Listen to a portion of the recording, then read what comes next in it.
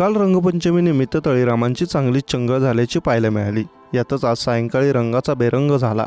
आज सायंकाळी 7:30 वाजण्याच्या सुमारास कल्याणच्या वाळधुनी पुलावर एका बाईकवरून एक व्यक्ती पडला आणि गंभीर जखमी झाला।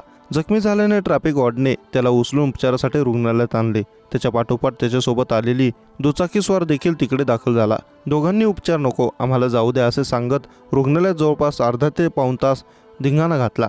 मी मुंडेंचा नातेवाईक आहे, पत्रकार आहे असं सांगत हा धिंगाणा जवळपास अर्धा ते पाऊण तास सुरू होता। या दोघांनी यावेळी ट्रॅफिक वॉर्डनरसह पोलिसांशीही अरेरावी केली। यांचा अवतार बघून महात्मा फुले पोलीस ठाण्याच्या पोलीस निरीक्षकाने दोघांना पुन्हा गाडीवर बसून घरी जाण्याची परवानगी दिली। मात्र आता या दोघांना सहजासहजी सोडून दिल्याने आश्चर्य व्यक्त करण्यात येत होते। पोलिसांनी या दोघांना सोडून दिल्यावर हे दोघे रुग्णालयाबाहेर पडले।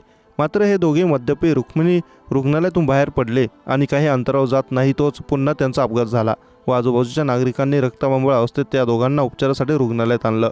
मात्र रुग्णालयात पुन्हा या दोघांनी धिंगाणा घालण्यास सुरुवात केली होती। त्यांना समजावता रुग्णालयीन कर्मचाऱ्यांचे देखील नाकीनऊ आले होते।